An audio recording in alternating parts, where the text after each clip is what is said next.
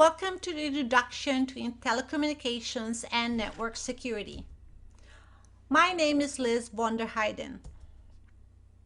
Telecommunications and network security is the most extensive domain in the common body of knowledge for the Certified Information System Security Professional examination. The CISSP candidate must have a thorough knowledge of the various networking models, protocols, standards, and services. In this video, we are going to discuss the OSI or Open Systems Interconnection Model. The International Standards Organization developed the OSI model in 1984. The OSI model is a set of protocols that define and standardize the data communications process. The OSI model is a concept that describes how data communication should take place in a networking environment. It divides the processes into 7 groups called layers. And these layers are application, presentation, session, transport, network, data link, and the physical layer. You memorize them by using this phrase: all people seem to need data processing.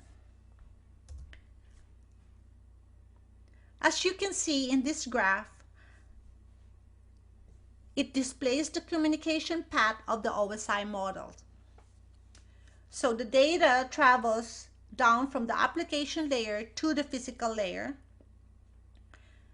Then once the physical layer receives the data, it gets transmitted across the network, then passes on from the application layer to the physical layer.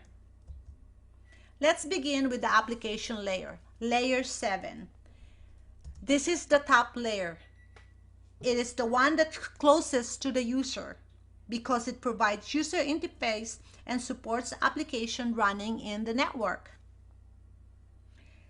This is the layer that applications talk to. So remember this when you're surfing on the internet or sending emails on the web.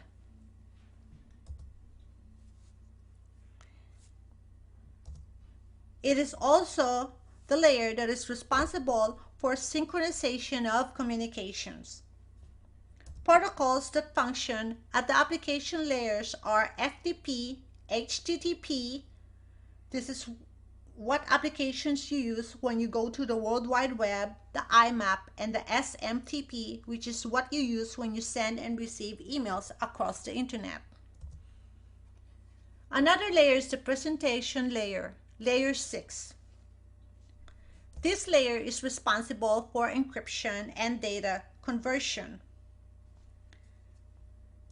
It is the translator of the network, making sure that the data is in the correct form. And also it acts like a waiter in a restaurant.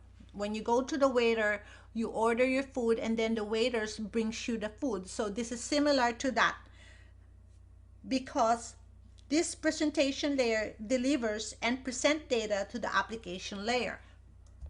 Several protocols that fall under the presentation layers are ASCII, EBDC, DIC, GIF, and JPEG.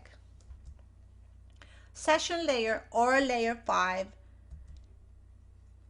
So think of this layer as when you're making telephone calls. This layer is responsible for starting, maintaining, and closing communication sessions.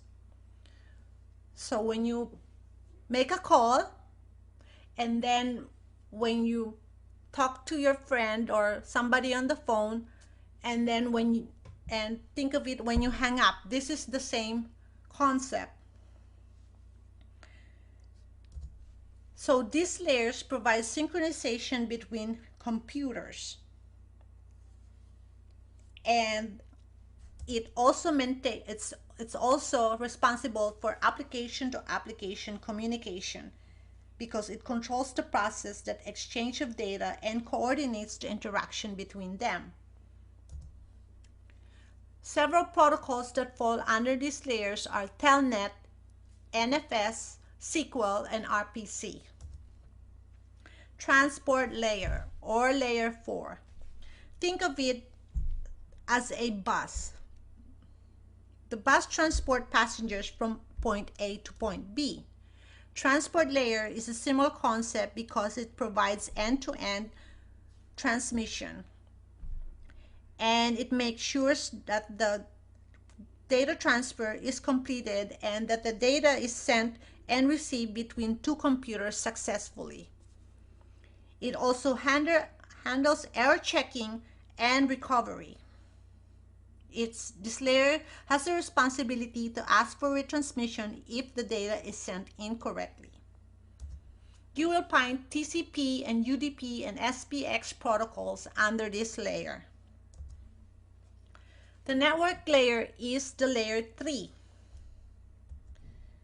It handles the translation of the logical address into the physical addresses, and it also provides network routing and flow control functions across the network. It sends messages and reports errors regarding the packet delivery. The protocols at the network layers are IP, IPX, RIP, ICMP, ARP, and then RARP. Data link layer, layer 2. It handles the physical transfer, framing, and flow control. This is where the data is organized into frames. The data link is responsible for stripping off the header of the data frame, leaving a data packet which passes up to the network layer. Remember that the data link is responsible for ensuring that messages are delivered to the proper devices across the link. These layers consist of two sublayers, the LLC, Logical Link Control, and the MAC, which is the Media Access Control. LLC is a sublayer that operates between the network layer above and the MAC sublayer below. This layer controls the flow of the information and error checking. MAC controls how devices on the network gain access to the system. Several protocols that fall under the data link are SLIP, PPP, and L2F. The lowest layer is layer 1, which is the physical layer. Deals with data. So the physical layer does not understand application. It deals with ones and zeros. And it provides electrical and mechanical interfaces. So it specifies how signals are transmitted and received within the network. And physical layer does not deal with protocols, but rather deals with the physical components such as hubs, repeaters, and cables. In conclusion, we have discussed that the OSI model is a concept that describes how data communicates between systems and applications in a networking environment, and they consist of 7 layers. In this graph, you will see the 7 layers, the data units, and the functions that are associated with these layers.